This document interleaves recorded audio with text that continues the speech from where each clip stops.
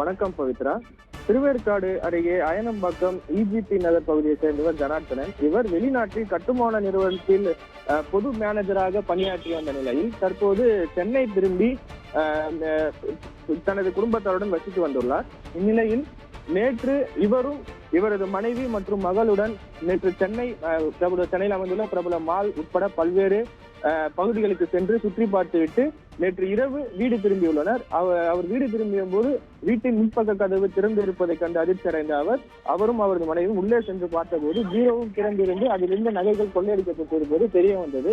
இதனால் அதிர்ச்சி அடைந்து அருகே உள்ள திருவேற்காடு காவல் நிலையத்தில் ஜனார்த்தனன் புகார் அளித்துள்ளார். அதன் அடிப்படையில் போலீசாரும் கைரேகை நிபுணர்களும் நேற்று இரவு தற்போது வரை தீவிரமாக சோதனை மேற்கொண்டு வருகின்றனர். அதில் முதற்கட்டமாக ஜனார்த்தனன் வீட்டில் இருந்த 100,000க்கும் மேலான நகைகள் கொள்ளையடிக்கப்பட்டிருப்பதும் ரொக்கமாக 50,000 ரூபாய் மற்றும் பல வெள்ளி பொருட்கள் திருடப்பட்டிருப்பதும் தெரிய வந்தது. மேலும் போலீசார் நடத்திய விசாரணையில் இந்த திருட்டு சம்பவமானது பூட்டை உடைத்து நடக்கவில்லை என்பது தெரிய வந்திருக்கிறது. போலீஸ் ஆவி, அதாவது சேஃப்டி மூலமாக இந்த கதவுகள் மற்ற வெளிப்பக்க கதவு மற்றும் பீரோ திறக்கப்பட்டு அதன் மூலமாகவே கொள்ளடிக்கப்பட்டிருப்பது தெரிய வந்தது. இதனால் போலீசார் ஜனார்த்தனின் உறவினர்கள் அல்லது அவருக்கு தெரிந்தவர்கள் யாரும் இந்த சம்பவத்தில் ஈடுபட்டுள்ளார்களா என்ற கோணத்தில் விசாரணை முடுக்கிவிட்டுள்ளனர்.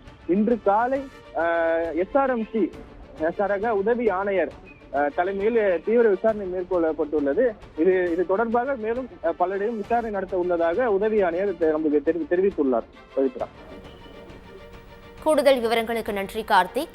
திருவேற்காடு அருகே அயனம்பாக்கத்தில் தனியார் நிறுவன மேலாளர் வீட்டில் வைக்கப்பட்டிருந்த 100 சவரன் தங்க நகைகள் மற்றும் 50,000 ரூபாய் ரொக்கப்பண முதலுதவி கொள்ளையர்கள் திருடி